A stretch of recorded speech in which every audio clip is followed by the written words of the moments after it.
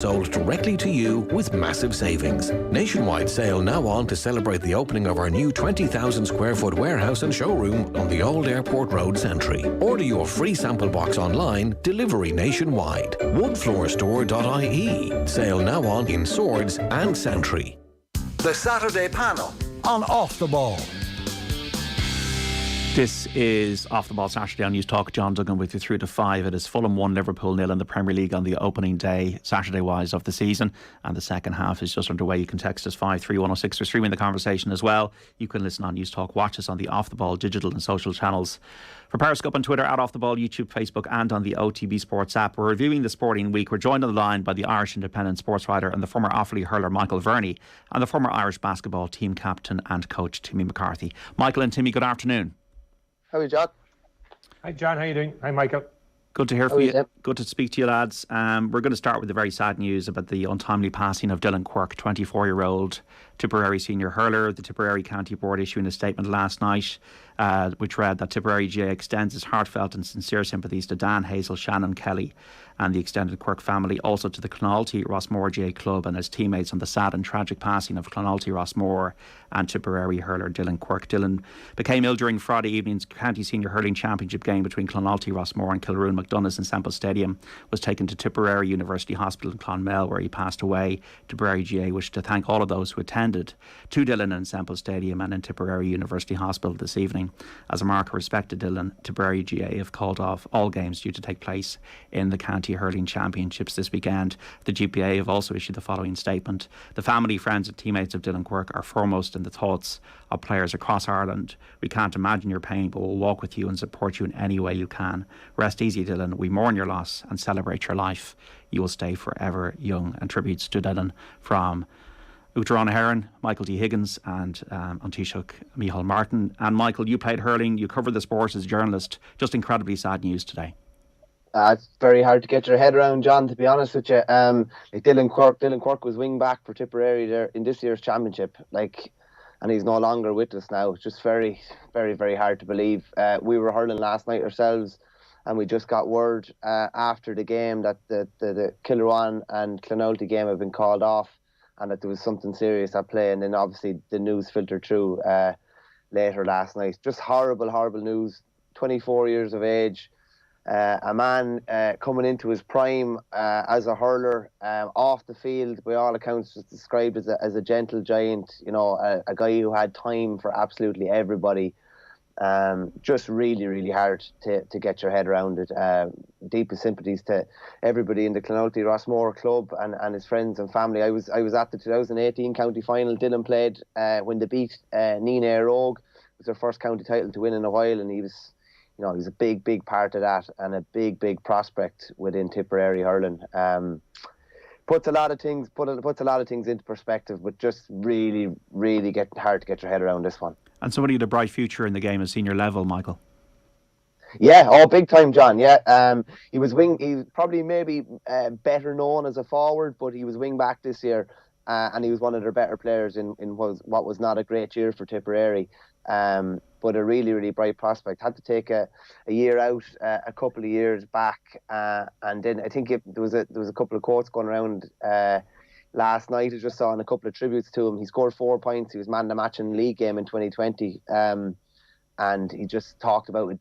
He's waited his whole life for this, and that was his dream. And his dream was to represent his club and go on and represent Tipperary. And yeah, it's just so sad, and just deepest sympathies to everybody involved. Just really, really tragic incident. Yeah, Timmy, somebody passing away doing something they loved, and the GAA community is very good at rallying around loved ones at this time, and they will need to be. Well, they'll definitely need to be for his family. It's very tragic, and we can just express our condolences, as Michael said. It's tragic. It's tragic. A young man in his prime playing a game that he loves, with his club and with his parish, and then tragically gets ill and passes away. It's hard to get your head around it when you think, it is, I can remember, years ago, it was only older people who passed on, now age doesn't seem to be a factor anymore, or as big a factor it was, and it's just very hard. And the GAA are very good as an organisation in helping people, through this as best as possible. But at the end of the day, the sad thing is, a family has lost one of their own, a son, a brother, a cousin, and and that's not replaceable. I mean, and the GAA will do their best, and they will, and locally they'll do their best. But you just have to, your heart has to go to the family on an occasion like this. And very difficult as well, Michael, for the players who were on the pitch last night as well. Oh, I can't imagine. I was just reading an interview there with Timmy Hammersley. Timmy would have played for Clonouty all his life and is relocated to Ballyboden, and he's playing with Ballyboden this year. And he said, not from a selfish point of view, but just he would have loved to be on the pitch with him and at least to try and help or do something. You know what I mean? And just I can't imagine what it was like on the pitch. Was involved once in a reasonably serious incident on a pitch when the game stopped and was called off, but nothing to this scale. For guys that have shared a dressing room with him all his life, I just can't imagine.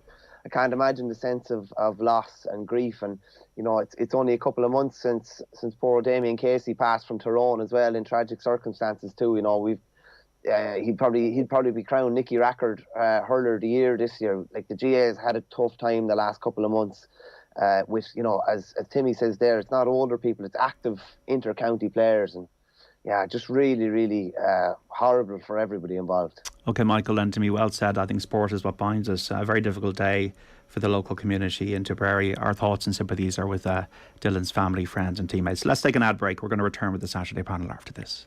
The Saturday panel on Off the Ball. Listen in the car with Apple CarPlay or Android Auto on the News Talk app, powered by GoLoud. In these troubling times, worries and problems can become magnified, making it difficult to cope. At HelpLink Mental Health, we're here to help by offering free or low-cost counselling support 7 days a week and out of hours. All HelpLink services are available nationwide, from free counselling for gambling addiction to low-cost, general, youth, addiction, couples and bereavement counselling. So if you or someone you know needs support right now, talk to us at helplink.ie. Guaranteed Irish business members continue to sustain jobs and communities across Ireland. Pipelife Eco, Ireland's leading designer and supplier of thousands of renewable heating solutions.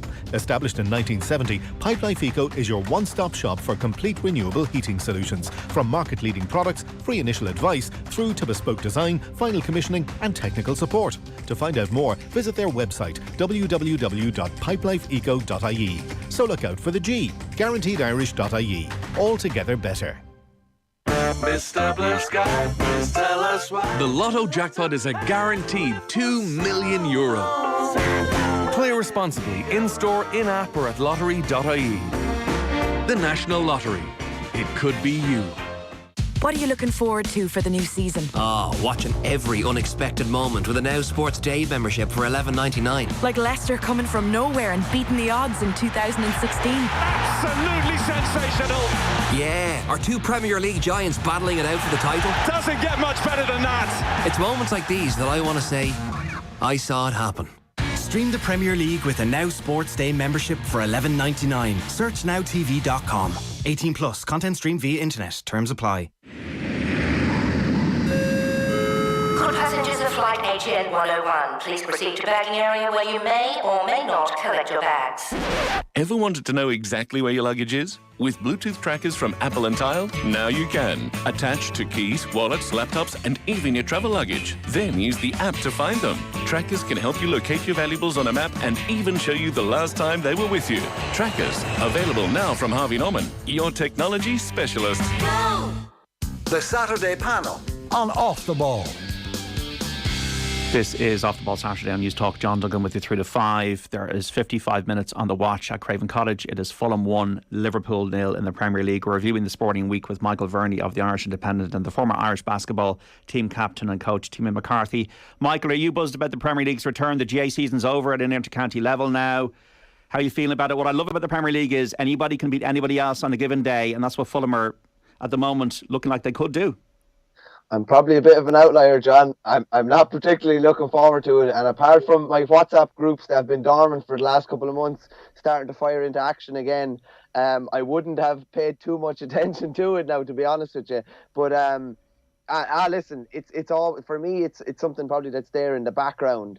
But I would have more of a casual interest in soccer. But like it's just mad to think, looking back at even 3 or 4 seasons ago and even last year, just the heights and levels that would say Liverpool and City have got to. Imagine you could, accumulate 97 points 4 years ago and 92 points last year and not win a Premier League. It's just something that we wouldn't have, couldn't possibly have envisaged. Those two, I see what you're saying there about beating, a team's beating anyone on a given day, but those two in particular are, soaring to new heights, and it's going to be really, really interesting to see if the gap underneath them can be closed or whether they extend further clear. Obviously with Erling Haaland coming as well, City are obviously going to get a nice little bounce off that.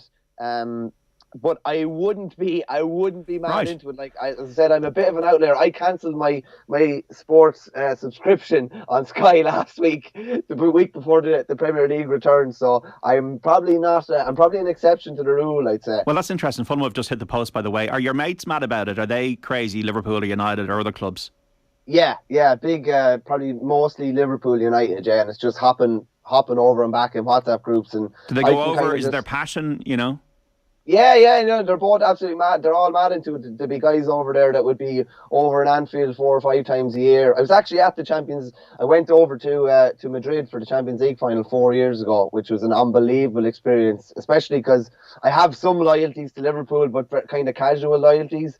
So I hugely enjoyed that aspect of it. But I more sit back and stir the pot, to be honest with you, more than diving in one way or another. Well, we know Timmy McCarthy from previous conversations. You're a mad Chelsea fan, so are you buzzed about the new season? Yeah, I'm really buzzed about it, John. I'm not buzzed about Chelsea. I think Chelsea are in a bit of a transition, but I just think that it'll be interesting to see what the new season brings with the World Cup in Qatar. I think that it's obviously started earlier. It's going to have a break, a big break. So that'll be interesting to see what goes on. But I'm really looking forward to it. I think that some teams have really strengthened. I think Haaland will be very exciting to watch. I think when he settles into England, I think he's a natural goal scorer, and he gives City such a huge edge in that sense. Your own club, Spurs, have really strengthened. And I'm a big Conte fan. I thought he did a brilliant job at Chelsea. And Arsenal, my grandson's team, Colin, his team, Arsenal seem to have done some good business in the summer. And so I'm really excited, John. I'm a bit worried about Chelsea because I think Sterling's a great buy. Koulibaly, I think, is a nice signing, but he just replaces Rudiger. And I think Cucurella last night, I think, is another good signing for Chelsea. But we need somebody who's going to get a lot of goals, and so that'll be a challenge. But I'm excited about it. I think it's a pity the GAA season is finished, though, in the sense in the county. I think that also is a pity as well. But I'm really looking forward to the Premiership and to seeing what develops over the year, and to see people talk about City and Liverpool, and I think City are ahead of everybody. Then I think Liverpool are next. And then I think that there's a bunch, of teams after that. And at this point in time, if you're a Man United fan, you must be really worried, John, because, you kind of look to be in no man's land at the moment. You have the Ronaldo issue going on. You have, Frankie de Jong from the Barcelona. That saga is going on, and it looks Chelsea could sneak in and take him. So if you're a United fan, it must be a very difficult time. But I think for us who love soccer, I'm buzzing about it. I'm just interested in some stats there done during the week to me by producer Shane Hannon. Just going through Irish players' involvement. In the first Premier League season 30 years ago, it was over 64,000 minutes. Now it's less than 10,000. Do we just have to accept with this global league that the Championship is just as good as where maybe the Premier League was 30 years ago, and that's okay to have really good Championship players forming the basis of an international team? Or do we need to continue to strive to get the Gavin Bazunus and the Nathan Collins into the Premier League? Because at the moment, Irish football is not getting a look in the Premier League. So we can do both. First of all, we can continue to strive to get players into the Premier League. But, your point about the Championship as against the Premier League, when we had, a lot of players at the top, the elite level in England, the first division or the early days of Premiership, it was really it wasn't as global a game. They weren't bringing players in, particularly from Asia and Africa at that point in time. So the game has changed fundamentally. South America has brought players into England in the last 10 or 15 years. So there is a big shift, and that affects us. There's no doubt it affects us from an Irish point of view. Is the Championship as good as the old First Division or the early days of Premier? It's probably still a level below that in that sense. But if we have players competing at the top end of the Championship and a number of players in the Premiership, then that's the best we can look for. Because in the global scheme of things, we still are a tiny island. Even though soccer is obviously the largest sport in the world, we're still a tiny island. So statistically, the chance of us getting players in against some of the larger continents or countries will still be statistically very low. So I think at the moment, we have a couple of players in the Premiership, we have a lot of players in the Championship, and that's probably, as good as we can expect. If we had Rice and Grealish, of course, we'd have players at the top end of the Premiership, but as we've spoken about many times, John, before, that didn't work out, as it should have worked out, in my view, for the Irish team. But look, let's make the best of what we have at this point in time.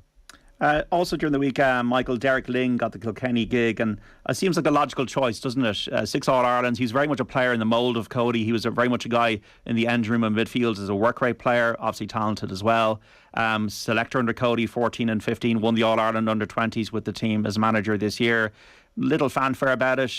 Maybe that's what Kilkenny need, and hopefully he does well. Yeah, natural fit, John. Definitely a natural fit.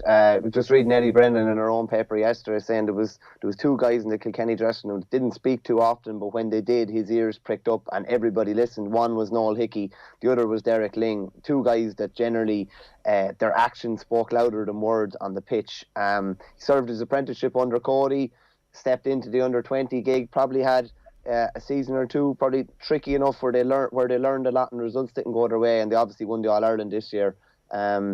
He probably would have liked to have another year with the Kilkenny 20s because they have a huge amount of that crop that won the All-Ireland this year are all underage again next year. But yeah, definitely a natural fit, and I'd imagine a few of the guys that he had with him with the 20s will probably step up to senior level. He's going to be known by all the players. He knows the scene really well. He's going to be able to bring through all of those 20s. It's a real logical step. That we're never, it was that's always who it was going to be. And to be fair, like, and it obviously off the record somewhat, I'm sure Brian Cody would have had a decent influence in who his successor was, no more than Alex Ferguson had in Manchester United when he stepped away after such a long time. Yeah, but you're not going to get Brian Cody with a microphone at Nolan Park and telling everybody to back Derek Lyng. Timmy, the worst thing I think anybody can do is compare Derek Lyng to Brian Cody. You can't compare anybody to Brian Cody. Well, there's no need to compare anybody to Brian Cody. Brian Cody had his career and it was exceptionally successful. Some people might argue he stayed a bit too long. 1-1, Darwin Núñez. Sorry to interrupt. 1-1, Darwin Núñez has scored his first Premier League goal for Liverpool. Fulham won, Liverpool won, 63 minutes in the watch. Timmy, continue. So, as I said, there's no need to compare him to Brian Cody. He's been phenomenally successful, even though some people might argue he stayed a little bit too long in the end. I think Derek Lyng is a typical Kilkenny appointment. There was no fanfare, there was no fuss. All of a sudden, it was just announced. And I think that he'd be an excellent choice for them. I really do think he'd be an excellent choice. Michael's point about Alex Ferguson, I do hope that Derek Lyng, if he has got the stamp of approval from Brian Cody, will have a much more successful entry into his management career at senior level than David Moyes did at Old Trafford, and many successors to David Moyes in that sense. But from a Kilkenny point of view, he's highly regarded. I mean, obviously as a player, he was exceptional. In the 20s, he's done a smashing job. And, sport is about taking your opportunity. Michael said he might have liked another year in the under-20s. My view is, he's got a great chance. The Kilkenny won the All-Ireland final. They weren't a million miles away, a couple of points, and, it could have been a different result on the day. So they weren't a million miles from what is seen as an exceptional Limerick team. I think he's a really good choice, and I think it's the right time for him. It's the right time for him right now. He's got to, bring in some of the 20s and mix them with some of the experience. But, Kilkenny have shown consistently throughout history, from a hurling point of view, they'll always be there or thereabouts. And I really believe it'll give a good boost to Kilkenny hurling. Cody was phenomenal, had great success. I do believe it's the right time for a new guy to come in, and I wish Derek Lyng the very best of luck in his journey. This is the Saturday panel with Michael Verney of the Irish Independent and the former Irish team basketball coach and captain, Timmy McCarthy. Michael, should Shane Walsh just be allowed to move to Kilmacud Crokes without any hassle? There's a precedent in the GAA for players playing for clubs in different counties. I'm thinking of Kieran McGeeney and Rory Gallagher playing in Dublin here. I'm thinking even back to the 80s, 2 Kildare men, Larry Tompkins and Shay Fahey, instrumental in Cork winning All-Irelands. There is a precedent. I don't really get the consternation that has come out of Shane Walsh's club. Obviously going to understand their anger and their frustration at Kilmacud Crokes. That is Kilkerran Clonbyrne, but surely he should be allowed to play for Kilmacud Crokes if he's spending most of his time in Dublin. Yeah, I think a lot of it, John, is just the timing of it and the fact that he delivered one of the great All-Ireland final performances maybe 5 or 6 days before the news broke. And a lot of it is the small rural club against the city super club, and that's how a lot of people would see it. But like, I was just reading some of his quotes during the week. Like, he was basically travelling back with John Dively, who's the Galway coach.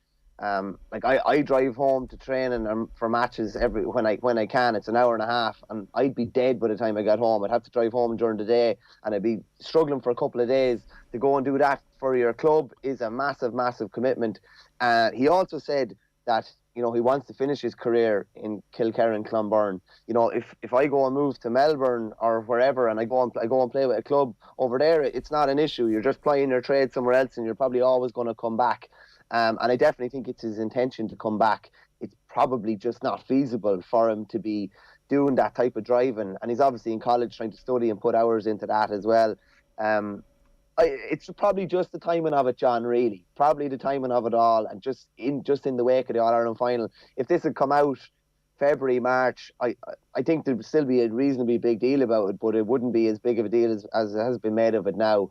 From the club's point of view, I totally see their point of view. They've probably put 25 or 26 years of time and invested time into him. But if it's the best thing for him, I think he should be allowed to move on. And I think initially, maybe some of the quotes coming out of the club were, you know, we're going to fight this till the end or whatever. And then I think it's laxed a small bit because they realise that's not really the right way to go about it. If a guy, you don't have any animosity, he's doing them proud every time he goes out and plays for Galway. So I just think it's probably the timing of it, John, really made it a lot of a much bigger deal than it probably is. It just speaks to me, guys, about the contradictions in the GAA. So, you know, you got 82,000 people going to Croke Park paying €90 tickets. That's what, basic maths, over 7 million quid before costings. The guy studies in Dublin. The demands on inter-county players are as challenging as they've ever been. If you listen to Darragh Donovan on the show from Limerick last week, he illustrated that. So there's a push and pull over club wanting their local hero to go back to the club now during the split season, inspire the kids, reinforce the amateur communitarian aspect of the GAA, which is the bedrock, the foundation of the association. But there's also the reality, it's very hard for these players to train like professionals, which they're doing, not get paid, and then perform in front of 82,000 people. Like with the GAA taking commercial money to put back into the association, there is a friction which has been managed, Timmy. It's almost like a pot, a boiling pot and a lid on the top, and the lid is still on the top. But I wonder about the sustainability of it. Well, the friction is club and county. If you take it in the most simple sense, the friction is club and county. And even in the fixture, programme, they're splitting the season into club and county because that's where the real friction comes in the first instance. Club is purely amateur. The club is purely amateur. Yes, there are coaches around the country who, allegedly are getting paid, money to coach and manage teams in that sense. But it's a really amateur game at that level. At inter-county level, it's completely different, okay? Even though they're still amateur players, the level of training, support, and money put into the programme brings it to a different level. It brings it to a semi-professional stroke professional level in that sense. So that's the first conflict. The second conflict is, your club wants you. So, especially if you're a top player like Shane Walsh is, your club wants you. And, players will say, we'll always come back. But the reality is, we don't know where his life will end up in that sense. So, from my point of view, from for him, he should be allowed to move. This is not the first time it has happened. You mentioned Tompkins and Fahey and Cork and other players over the years. This has happened repeatedly. When somebody is living somewhere else, they transfer to that location if they want to do it in that sense. So there is a friction. It's between the club, amateur level, and the inter-county semi-professional stroke professional level, and the demands that has on the players. There are many situations where players can't train with the club at all because they're involved in inter-county programs. So that dilemma and that friction is always there. There's the point about the finance that, the finance that Croke Park bring in on a Croke Park full occasion, and how, don't forget, it wasn't that long ago the GPA and Croke Park were arguing about expenses. That wasn't that long ago. It's only a few months ago. So even though there's a big commercial reality that the GAA are making a lot of money out of it, the GPA still had a lot of issues about players getting expenses, which was finally resolved. So I do believe that conflict is always going to be there, and it will get bigger. It just will get bigger. When money is involved at one side of it, real significant, large chunks of money, either investing in the inter-county programs or the revenue that is generated, in the stadia, as against the local amateur, in it for the parish, in it for the club, in it for your cousins, your brothers, your sisters, your friends, your parents, your grandparents, following legacies, that conflict will always be there and will just get bigger. And I think to see the fixture season programme this year is a sign of the split between the county game and the club game. Is there a stigma? He should be out there. Is there a stigma in terms of the word amateur, Michael, in the GAA, in that, we see all the investment that goes into inter-county teams preparation and execution? We chorused Anton on the show last week, speaking about how she's living the dream in Australia now as a professional athlete. Probably the best ever ladies Gaelic footballer in this country, right? 11 All-Stars.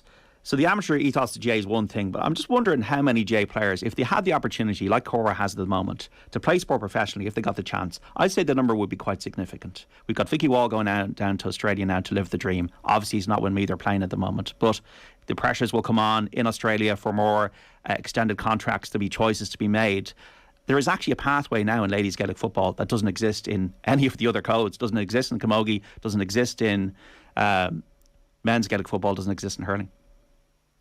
Yeah, no, I don't disagree with you, John. The one thing that anybody who goes to Australia says is the chance to experience what it's like to be a professional.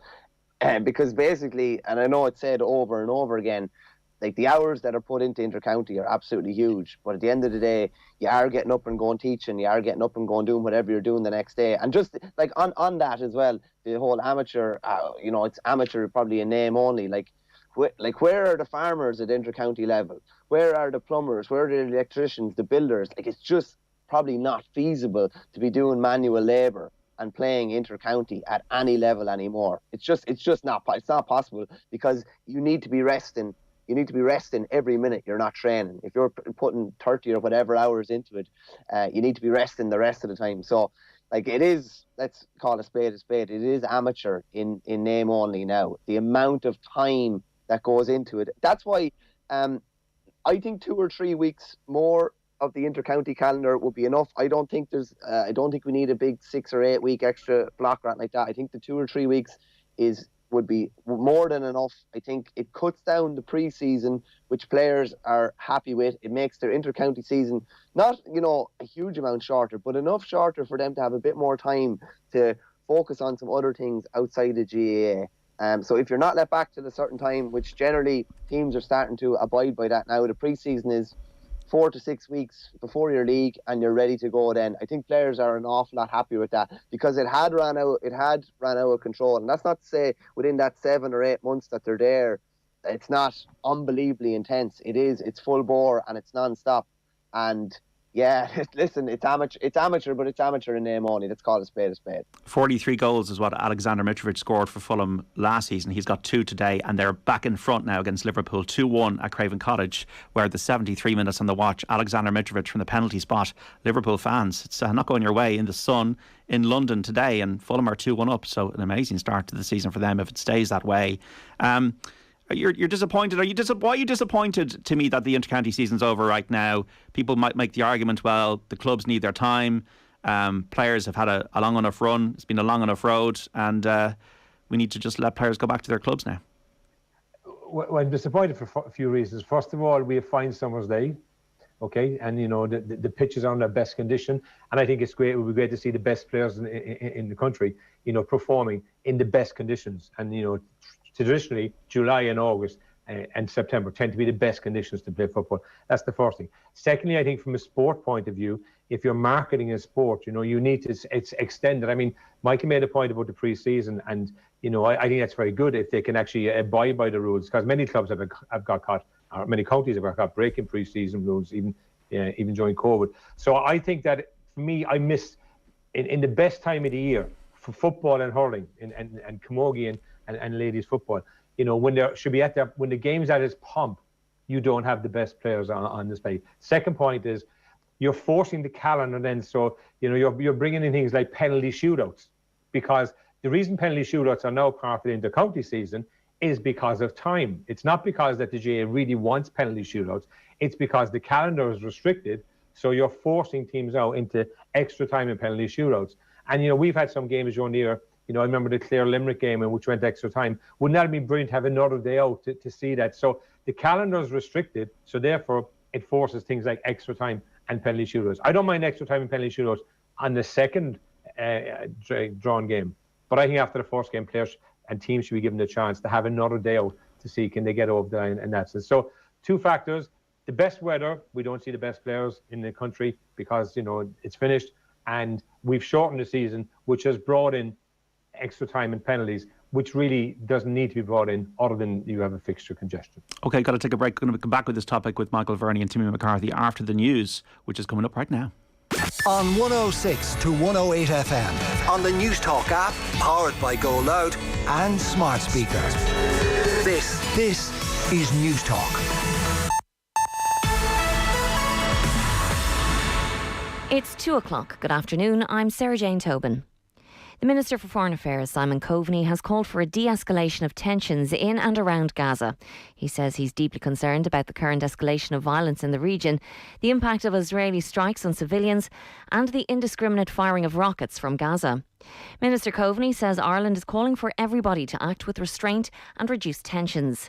It comes as Israeli Defence Minister Benny Gantz warns Israel's enemies that their time is limited. To our enemies in general and to the leaders of Hamas and Islamic Jihad, I say explicitly, your time is limited. The threat will be removed one way or another. Amnesty International says it fully stands by its accusation that Ukraine's armed forces are putting lives at risk. The human rights group released a report that listed incidents in 19 towns and cities in the war-torn country that has drawn a furious response from the Ukrainian government. Meanwhile, British intelligence suggests that the war in Ukraine is about to enter a new phase, with Russian forces preparing for a possible attack. The British Ministry of Defence has said long convoys of military trucks are moving southwest away from the Donbass region. There are calls on the government here to ensure Ireland has a robust strategy to tackle monkeypox.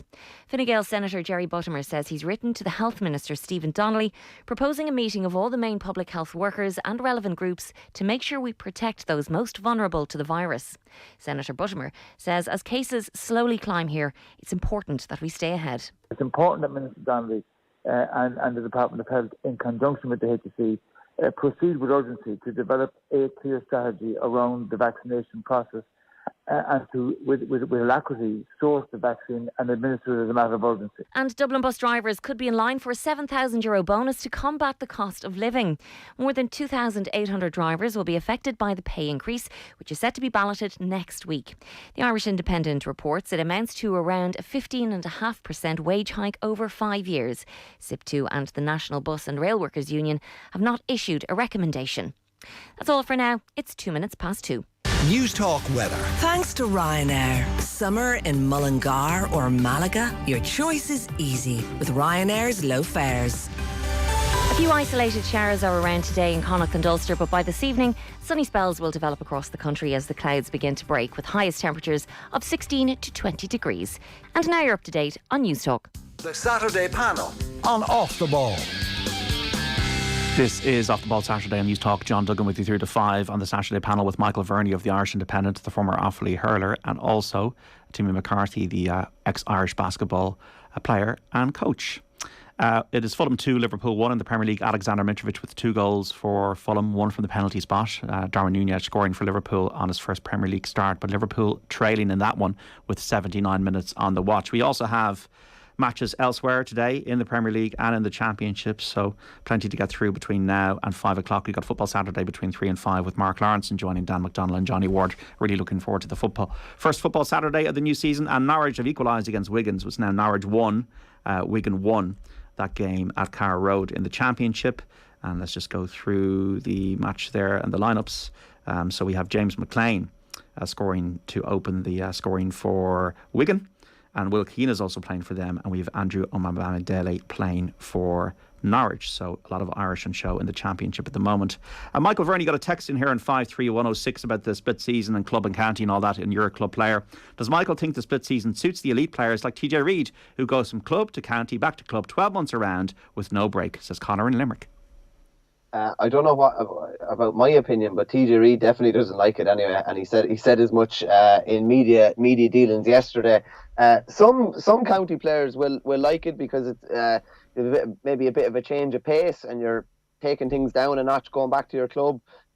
depends. If you go on a long club run, it's a 12-month gig. If you're going all the way to the All-Ireland club final, barring your county manager gives you Mo Salah has scored for Liverpool 2-2. Sorry, coming down the wing. My WhatsApp group is flying here.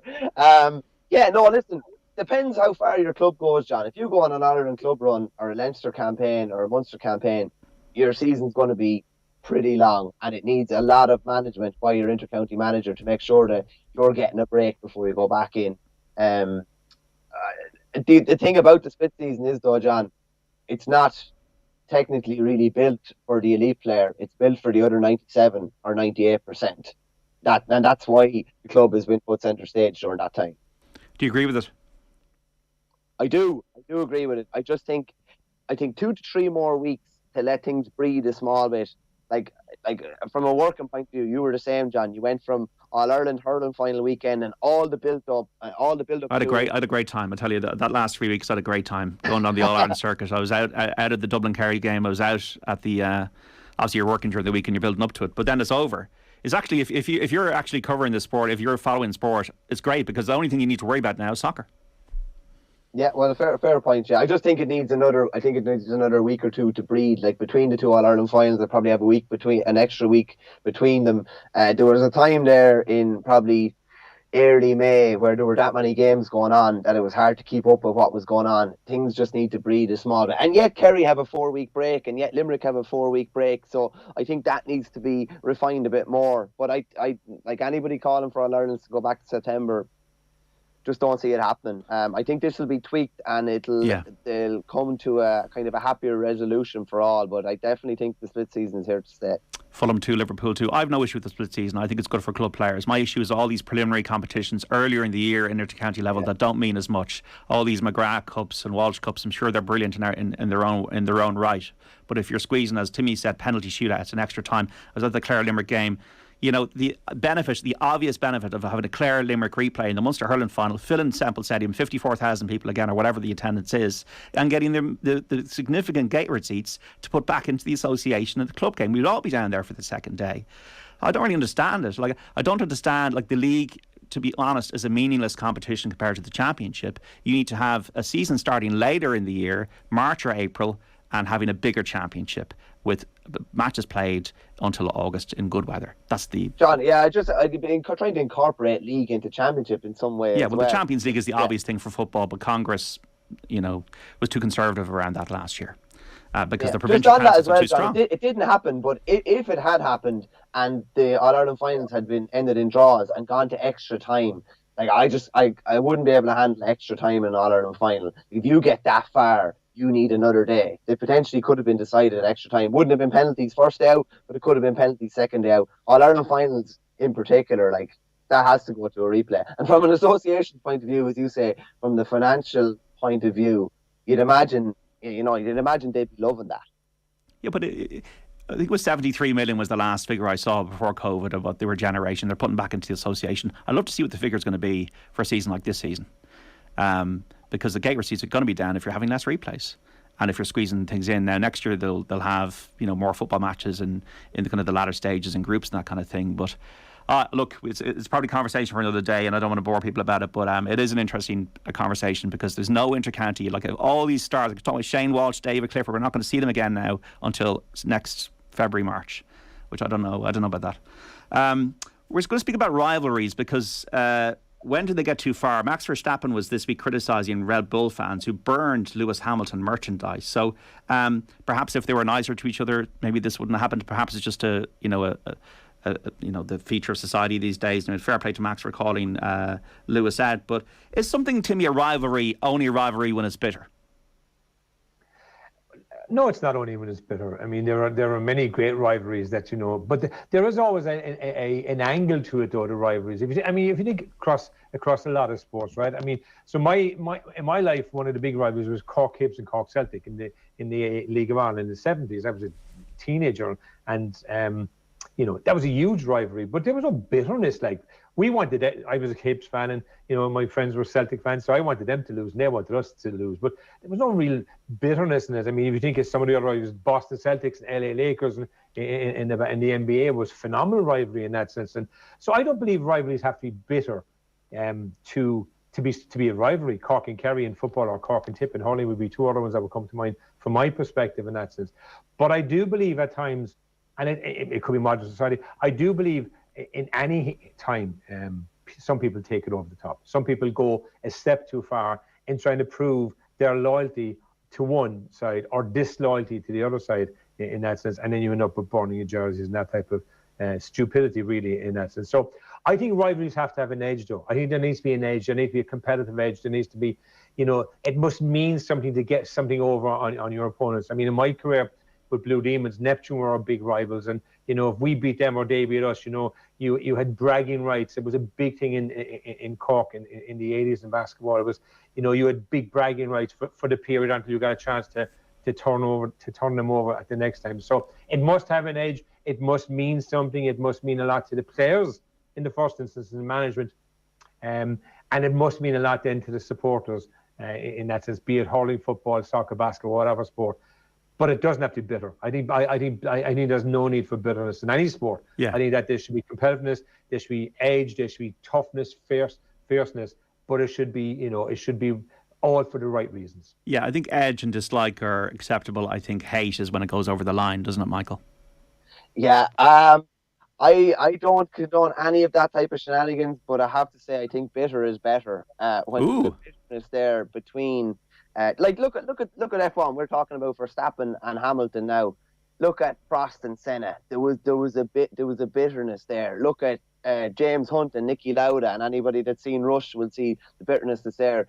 Look at Schumacher and Hill, and I'll never forget. I was 8 years old watching that race in Adelaide when Schumacher basically took him out, and there was a bitterness, there was an edge to that. As long as it's left on the track or on the pitch or wherever, I think it's somewhat acceptable. But not being smart, I'm a GAA man. There's bitter club rivalries everywhere, but we'd still go down and drink a pint or do whatever with them after the game and shake hands with them. But as long as it's somewhat, there's an edge or a bitterness between the white lines and it's not taken outside of the white lines, I think it's acceptable. I'll put it to you this way. What was one of the biggest talking points of the GAA season was 2 handshakes, because it looked like there was something amiss in it. And that got us talking, and we're looking at other, like Davy Fitz and Brian Lohan. There was an edge to that, and it creates an interest. Like the old saying, that controversy creates cash, and it just creates that interest and that buy-in. Like I would buy into. Or the Armagh Galway thing at the end, yeah. Yeah, well, that's going the other side of the line. Yeah. But I wouldn't have watched too much F1 until recent years, and then this kind of rivalry is coming, and you're just not sure what you're going to see each week because there's an edge and a needle between them. And I think that draws in, when you can draw in your casual follower, I think, an edge and a needle can do that.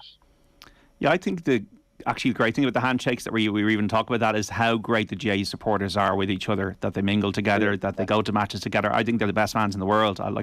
You just wouldn't get Liverpool and Man United fans within an ass's roar of each other, because there's such a bad edge, and you get even some small minority, in horrific chants about Hillsborough, Munich, that kind of thing. Because Liverpool, that picture, John, where Sean O'Shea is kicking the free, yeah, and you can see the fans in the background, and there's a Dublin guy with his arm around a Kerry guy, and you wouldn't see it in another sport. No, you wouldn't. That's amazing. It was. No, but I was half an hour later after that game, I was in the pub on Amiens Street, and we're all just together. I think it was just absolutely fantastic. I'm trying to think of the great rivalries, Timmy, like the Yankees and the Red Sox of Boston, and that was a Freudian slip. We also have Celtic Rangers. We also have, Nadal and Federer in tennis was amazing, but there was a very nice rivalry. Mm. Yeah, they were nice rivalries. I mean, take Nadal and Federer. There was no edge. There was no. I mean, if you take Michael, I'm saying edge. Michael's saying bitterness. So we're kind of saying the same thing, I suppose, with slightly different words. But the great rivalries. I mean, Barcelona Madrid is a great rivalry, in that sense. But Boston Celtics and Lakers was a phenomenal rivalry in the NBA. Sport needs rivalries. When you look at Liverpool Everton, for example, in a local sense, it's a big rivalry.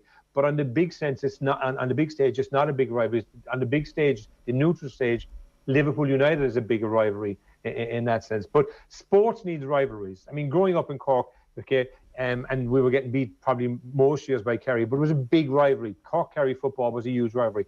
And Cork-Tip hurling, they were the two rivalries that I grew up in a GAA sense from that point of view. So when you went to Semple Stadium or we went to Fitzgerald's Park in Kilkenny, there was an edge. You know, you wanted to get it over on them. And as I said, in the football, we rarely got it over on them. In the hurling, we thankfully did get it over them more often than not in my time. So I love rivalries. I love a situation where, you know, your opponent could be a rival. It could be a one-on-one situation, even in a team sport. You know, there could be a competitive edge between you and your opponent. It could be between the teams. It could be between the parishes. It could be between the counties. So I love having rivalries. And I think that in my lifetime, the big ones from a Cork point of view were Cork-Kerry, Cork-Tip, Boston Celtics, Lakers, an incredible rivalry. And then in the soccer you called out, I mean, Madrid, Barcelona, Liverpool, United. And I'm trying to think as a Chelsea fan, but it probably would have been John, Chelsea Spurs. But again, fortunately, to date, we've got more results, and that will change. That will change. Don't break my heart on this afternoon, John. That will change. 53106, John, can you avoid interrupting your guests? We can wait until they're finished before a goal update. Is very annoying, says John in Limerick. John, like, if they're Liverpool fans listening, we just want to be the first to let them know. So I do accept your point. We just want to be the first to let them know if Mo Salah scored the moment the ball goes into the net, you know. So it is 2-2 in that game against Fulham. Ferguson was always friendly with managers that posed no threat, whereas he was very frosty with the other top four managers, says Owen. And is the problem, Michael Verney, that we don't market the club game to compete with other sports? Some of the best games I've seen in recent years have been at the club level, says James. Yeah, it's been some deadly club games. You only have to go back to like the finale of Harry Ruddle. Valley. Yeah, there you go. I was looking through this because I actually forgot his second name because I was thinking about trivia for the end of the year. You're looking at who was the hero of the All-Ireland final, and I looked back at it. It was obviously Harry Ruddle, unbelievable. And it was like someone had a tweet out, you know, TJ Reid semi-final free over Thomas's, and Harry Ruddle just goes and tops it. Like some of the most dramatic things that we've seen in the GAA over the last God knows how long since the club really started. Since TG4 really started showing all the games, have been club games, some unbelievable performances. You look at players have probably taken their legendary status to an even higher level through performances with the club. I'm thinking even Tony Kelly, Joe Canning, Brendan Maher, even with Boris Ali, these sort of guys. Pádraig Maher would say with Turles Sars. It is a local thing, but we could do an awful lot more to promote those games a lot more. I like the fact that, you know, even in Larry McCarthy's speech when he was handing over the Sam Maguire to Joe O'Connor and Sean O'Shea, that he talks about, you know, the most important part. Yeah, I didn't like that. The most important part of the season is kicking off now, where it goes back to grassroots and clubs are at it now. But they need to, like, it's one thing saying it, but they need to back that up with, you know, whatever promotion is needed to give the club game even more of a boost on a national level, not just on a, you know, a local parochial level. Wow, Liverpool hit the bar in the last minute of stoppage time. Oh my God, still 2-2 against Fulham at Craven Cottage. Nearly a Liverpool winner there. It's all happening here on Off the Ball Saturday, and we got Football Saturday from 3 to 5 as well. Just want to ask you this as well, Michael. What about the club rivalries in Wicklow GA that's held the county team back from ever winning anything, says Paul in Wicklow? That's not just Wicklow. That would have been a common team. Like in Offaly, that would have definitely been a problem. I remember, like, St. Brendan's had won a colleges All-Ireland, and Banagher had won a vocational schools B All-Ireland, and Padjo Whelan, the manager, had to come into the dressing room with the Offaly Miners, who went on to win 3 All-Irelands in 4 years, and had to basically, like, nearly lift lads up away from their own club mates because there was a Rhinus clique here and there was a Burr clique here, and that's, you know, you just will not win anything at county level when that's the case. Like, the Limerick lads will go hammer and tongs with each other in the Limerick Championship, but once they step across the white line, they'll go and enjoy each other's company that night. They'll go back in. There will be no festering rivalries or clashes or anything like that when they go back into county. And that is still a problem in some counties. And Wicklow is probably a fairly good example of that. It's just something that a manager has to nip in the bud. And club managers, while fostering an edge in a game, they have to make sure that that edge does not exist when they leave the white lines, and that those guys are able to go in and represent their county and be shoulder to shoulder with guys that they were, clashing with at club level before that. 53106, Paul and Cork's been in touch. Given Chelsea's storied history and strong English nationalism support in the 70s and 80s, for example, Tony Cascarino signing as an Irishman was not welcomed. How did Timmy find himself as a Chelsea fan in Ireland? Well, I've told this story before, John, so I can bore people again with the story, but basically it comes down to George Best. So in my first time watching television from Cork was we'd only see the European Cup, Cup Runners' Cup, the Fairs Cup and the FA Cup final on television in Cork. And the first team I ever saw win anything was a team led by George Best. They won 4-1 in '68. And then the next team I saw win was Chelsea, beat Leeds in Old Trafford in a replay 2-1. And I thought this team always won because they wore navy blue. United won navy blue in that European Cup final.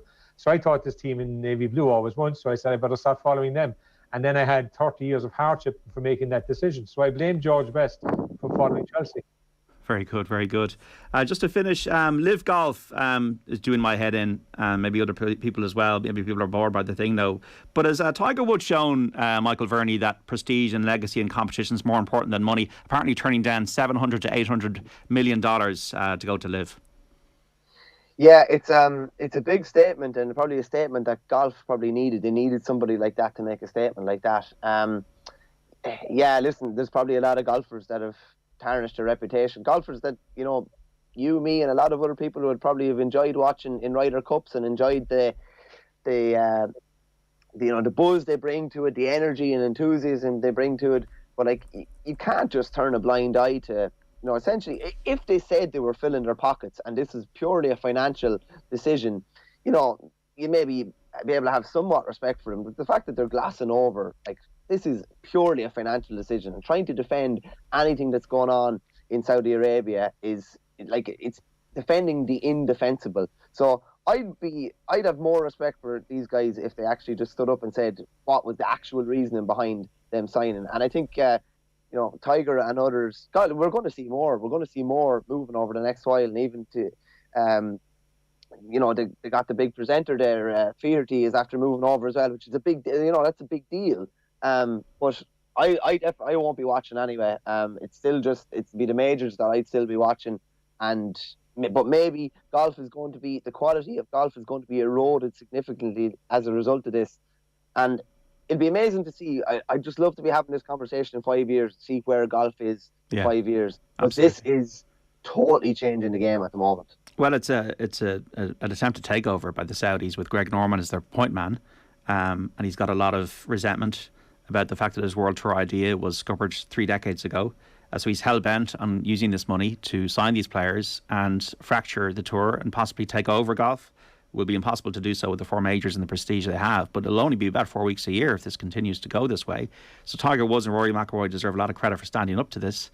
In a way, in almost like, the world is grey, Timmy McCarthy. Like, not every country in the world is pure. The DP World Tour, the European Tour, had a tournament in Saudi Arabia only a few years ago. These players could argue they're independent contractors. They should be able to play wherever they want. So Joe Biden does business with Saudi Arabia. He was fist-pumping MBS not too long ago. So, there is a degree of hypocrisy to a lot of these arguments. Golf is played in certain countries in the world that have got questionable issues. My issue with the whole LIV thing is the fact that there's a takeover for exhibition golf, and sport to me is about prestige and heritage and competition and beating the best and playing against the best, and the money should be a byproduct of that, not the main focus.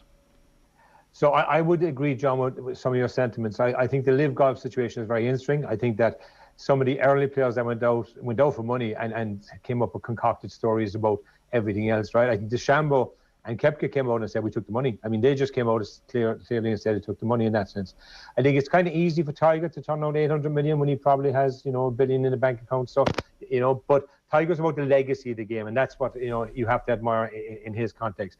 My concern for golf is a few things. First of all, they're independent traders, and you're right, there is hypocrisy. In professional sport, there's a lot of hypocrisy because it comes down to revenue, it comes down to people getting paid big salaries, big fees, etc. And people have gone to Saudi Arabia previously for invitational tournaments and exhibition tournaments and taking big money. So even though now they're staying on the PGA Tour. But I do believe if you take a vast amount of players out of the PGA and DP World Tour, particularly the PGA Tour, to the LIV Tour, it dilutes the majors if they're not allowed playing it. So if you've guys like Koepka, Dustin Johnson, DeChambeau, and others who may follow in that sense, it's starting to dilute the majors. And that's where, if you take Michael's point, in 5 years' time, they have to fix the solution.